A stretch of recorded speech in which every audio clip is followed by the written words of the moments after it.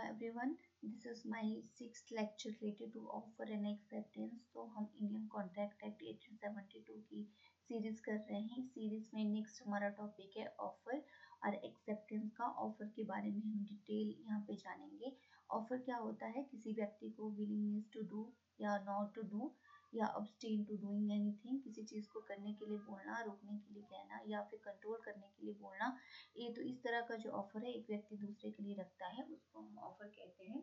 Offer में दो तरह की पार्टी होती है, एक आपका ऑफर जिसको प्रोमाइजर कहते हैं, दूसरा आपका ऑफरी जिसको प्रोमाइसी कहा जाता है। एग्जाम्पल के तौर पे देखें तो मिस्टर ए से to mister B, will you purchase my car ₹1 lakh. तो यहाँ पे मिस्टर ए जो है प्रोमाइजर है, मिस्टर बी आपका प्रोमाइसी है।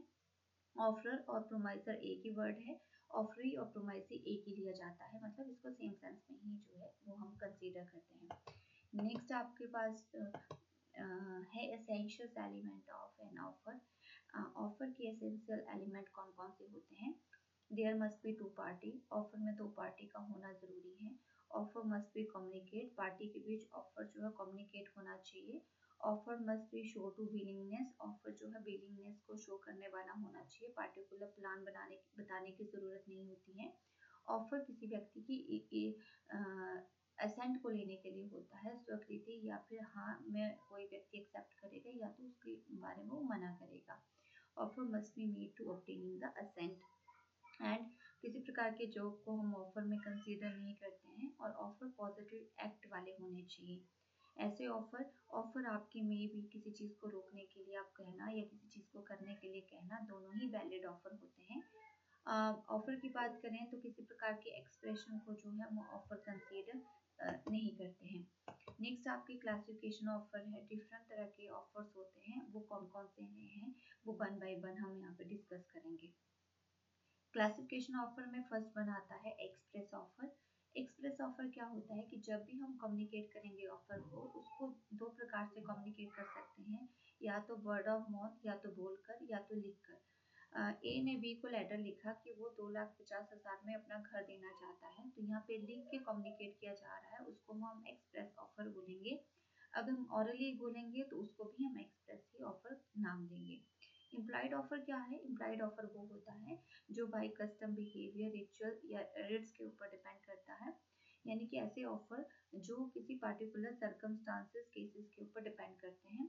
फॉर एग्जांपल कि बस ड्राइवर और पैसेंजर के बीच जो कम्युनिकेशन होता है आपस में, वो आपका इम्प्लाइड ऑफर है। उसी तरह से जहाँ पे फूड की सेल्फ सर्विस होती है, उसके बाद है कि आपको पेमेंट करनी है उसकी, तो वो भी आपके पास क्या है? इम्प्लाइड ऑफर का एग्जाम्पल है। नेक्स्ट आपके पास क्रॉस ऑफर है। यहाँ पे क्रॉस ऑफर क्या होते हैं कि जो दोनों ही आइडेंटिकल ऑफर एक दूसरे को दिए जाते हैं। ओके, तो फॉर एग्जांपल ए जो है वो अपना 100 टन जो है स्टील का, वो 1000 पर टन के हिसाब से देना चाहता है। उसी तरह बी भी सेम उसको 1000 पर टन के हिसाब से उसको लेना चाहता है, तो दोनों के यहाँ पे आइडेंटिकल ऑफर है।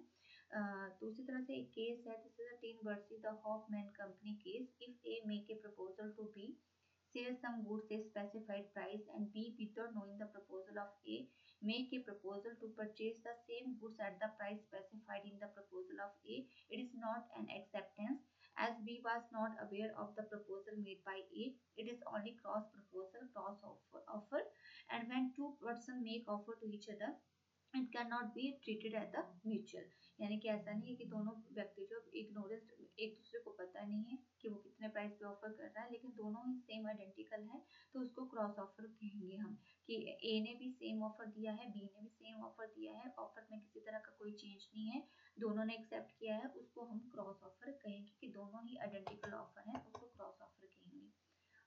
तो क्रॉस ऑफर में क्या रहेगा आपका? दोनों आइडेंटिकल है।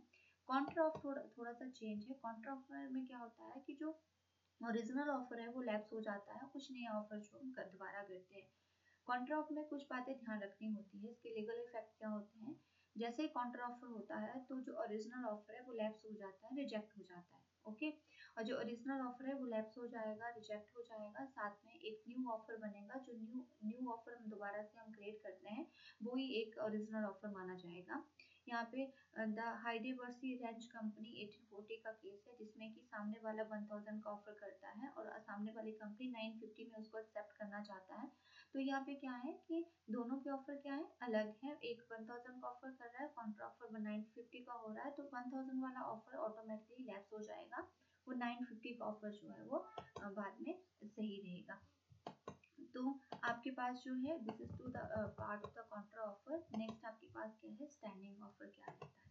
स्टैंडिंग ऑफर वो होता है, इसको टेंडर ऑफर के नाम से भी जानते हैं हम। और standing offer is a offer in which the made to the large number of the public, और पब्लिक की एक्सेप्टेंस जो है वो within the certain period of time में अंदर इसमें आनी चाहिए। It is in the nature of the tender, tender की तरह है। इसको स्टैंडिंग, कंटिन्यूइंग या ओपन ऑफर के नाम से भी हम जानते हैं। Tender that are invited for supply of material and goods are classic example of the standing offer। जो टेंडर होता है उसमें हम क्या करते हैं, इनविटेशन देते हैं with the medium of the newspaper, magazine के माध्यम, सॉरी न्यूज़पेपर या फिर टीवी के माध्यम में, कि टेंडर जो है लोग उसको भरते हैं और विद इन द टाइम वो भरना पड़ता है। तो टेंडर जो है वो बेस्ट एग्जाम्पल है स्टैंडिंग ऑफर का।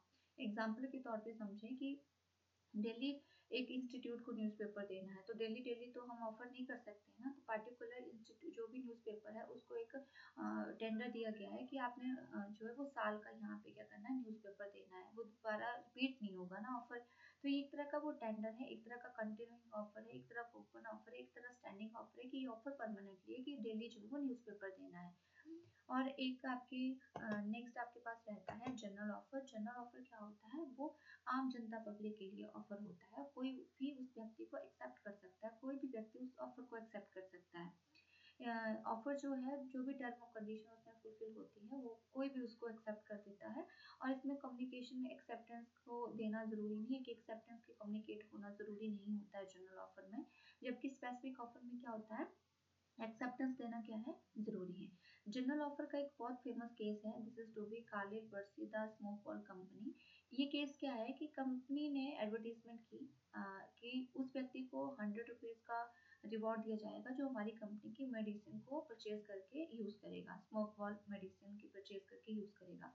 तो मिसेस कार्लिल थी, उसने क्या किया कि वो उसको इन्फ्लुएंजा से प्रभावित थी, और इन्फ्लुएंजा की मेडिसिन जो है वो कंपनी बनाती थी, उसने उस मेडिसिन को यूज किया, देन वो दोबारा से उसी बीमारी से सफर होगी। तो कंपनी ने तो दावा किया था कि जो भी इस दवाई को खाएगा वो दोबारा से बीमार नहीं पड़ेगा। तो मिसेस कार्लिन ने उसका केस किया कोर्ट में, और कोर्ट से जो वो 100 का रिवॉर्ड जो है वो रिसीव किया। तो वो जनरल ऑफर था, किसी ने भी उसको एक्सेप्ट कर लिया। लेकिन स्पेसिफिक ऑफर क्या होता है, स्पेसिफिक ऑफर वही होता है जो सिर्फ जिस व्यक्ति को दिया गया है वही व्यक्ति उसको क्या करेगा, एक्सेप्ट करेगा। फॉर एग्जाम्पल कि ए ने बी को कहा कि कार वो परचेज करेगा कि नहीं, तो यहाँ पे बी को ही ऑफर किया जा रहा है, सी को नहीं या डी को नहीं। तो यहाँ पे स्पेसिफिक किसी पर्सन को ऑफर किया जा रहा है कि राम अगर रहीम के लिए ऑफर कर रहा है तो वो पार्टिकुलर रहीम के लिए रहेगा, वो पब्लिक के लिए नहीं होगा। तो जनरल ऑफर क्या होता है, जनरल ऑफर पब्लिक के लिए होता है, स्पेसिफिक ऑफर किसी पार्टिकुलर व्यक्ति के लिए होता है। नेक्स्ट हम इसी सीरीज में पढ़ेंगे एक्सेप्टेंस के बारे में, लेकिन सबसे पहले ऑफर का कुछ पार्ट बच गया है, ऑफर के वैलिड ऑफर के टाइप्स बच गए हैं कि वैलिड ऑफर की क्या वैलिड एलिमेंट है, तो उसको हम नेक्स्ट टॉपिक में डिस्कस करेंगे।